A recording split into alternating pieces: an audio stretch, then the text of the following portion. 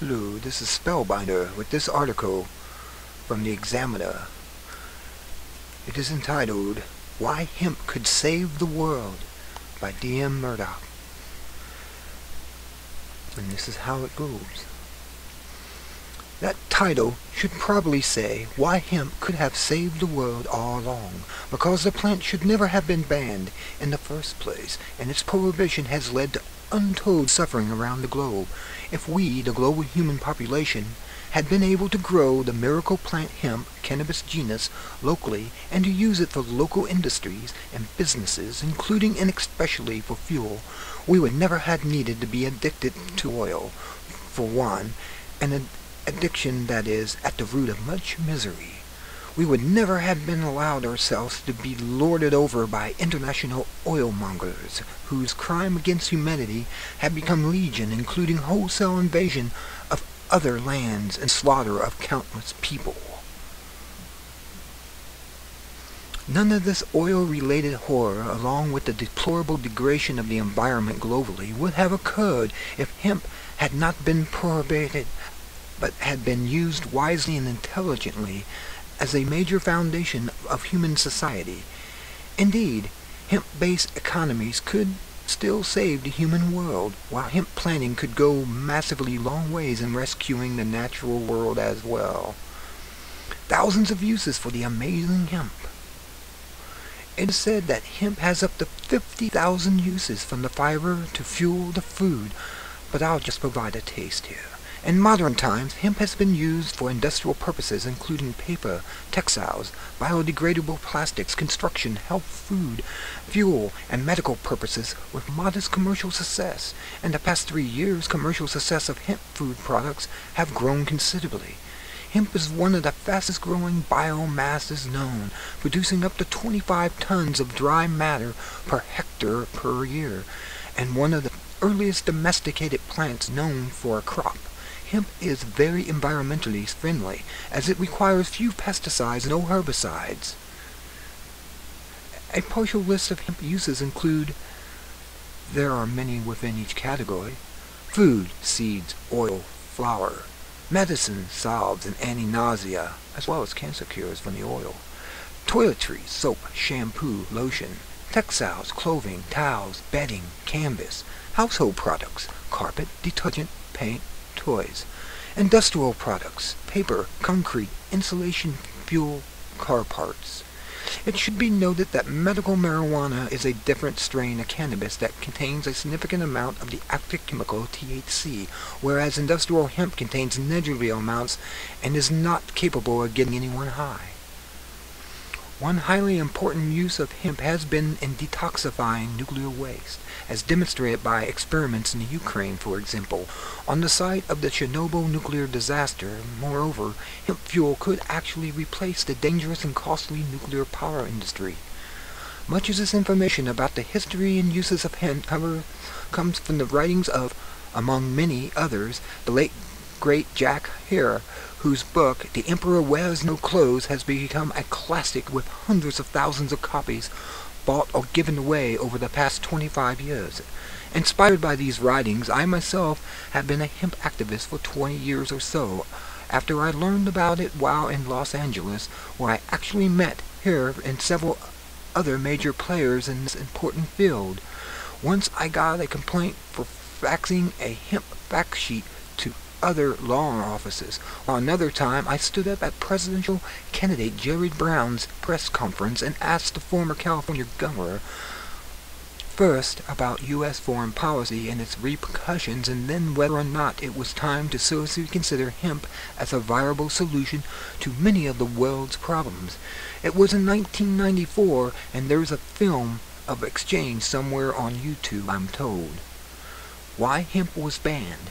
When studied, the history of hemp prohibition can only be deemed a disgrace, exposing it as appears to turn out some of the greatest villains ever to set foot upon the earth. Despite the anti-hemp propaganda of these individuals, the fact is that this versatile plant has been used in numerous cultures around the world since the dawn of civilization. Hemp cannabis was also used for making cloth in temperate Europe. Since it was resistant to seawater, it was particularly useful for making sails. Hemp seed occurred in a few European sites from LBK 5500 before current era onward. A possible hemp cloth was found in a late Neolithic French site. Hemp textiles were certainly in production by the Iron Age in Thrace and Greece. Jane McIntosh. Book of Life in Prehistoric Europe, Oxford University Press, 2009, page 107. It is also claimed that Etzai, the Iceman, a 5,300-year-old mummy found frozen in the Swiss Alps, was discovered to be wearing clothing made of hemp, as well as carrying a marijuana in his pouch. Make the most of the Indian hemp seed and sow it everywhere. George Washington stated that.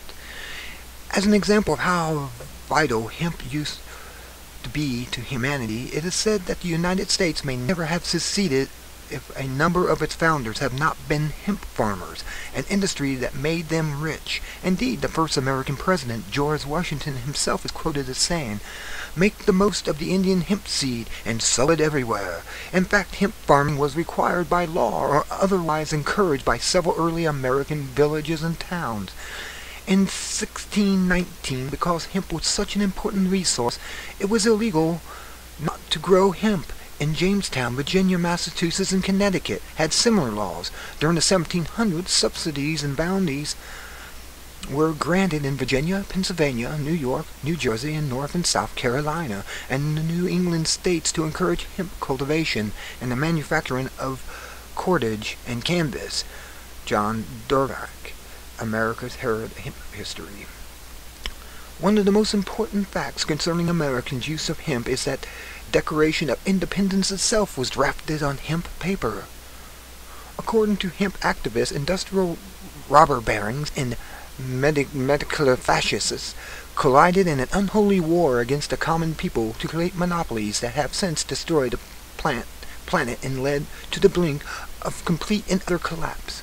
For example, in order to corner the paper market, meteor mongrel William Randolph Hearst teamed with DuPont, enlisting the help of Harry Anslinger, the first commissioner of the Federal Bureau of Narcotics, who actively worked to associate hemp with marijuana and to demonize it, so that his cronies could make a killing off cutting down the American Northwest forest.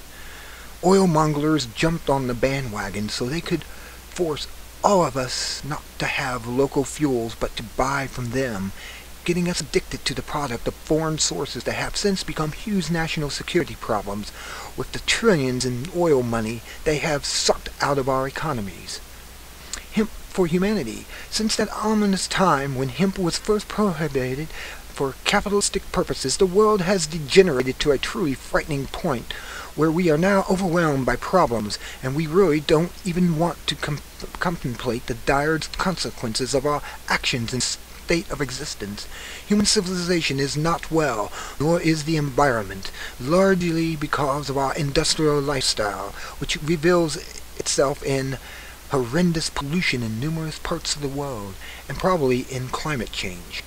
There is hope, but we must transcend our prejudices and biases, which are largely based on false morality in this case, as well as just plain greed by those who are either amoral or immoral, or both. We must immediately adopt our ways and begin hemp farming worldwide on a massive scale, the effort never before seen by humanity. Any hemp objections based on flawed interpretations of God or Allah must be thrown out the window in a haste. These nonsensical protestants and obstructions are preventing us from utilizing a God-given plant. It has so many uses, it's hard to think what it isn't good for. It's high time to end the injunction against hemp, which is also a major repression of our own freedom and independence. If local communities had their own locally produced resources based, there would be no need to take that of others. No incursions, or invasions, no endless warfare. Not only can we hope, but we can also demand a change for our humanity, survival, and prosperity. These are some of the videos that were placed on this article. The one that I would just like to play briefly is hemp building materials. This is very enlightening, I should say the least, and should wake anyone up. It's legal in some countries to grow hemp for fur. And in France, this woman whose name is France A, Madame France Perrier, she builds about 300 houses a year using hemp and lime, and she makes a thing called isochanvre. And she makes the lime with hemp herbs, the lower parts of the hemp plant after it's been extracted. And hemp does an amazing thing. It turns to petrifies. And so when you mix the lime and hemp herbs together, you get something stronger than some 1/6 the weight.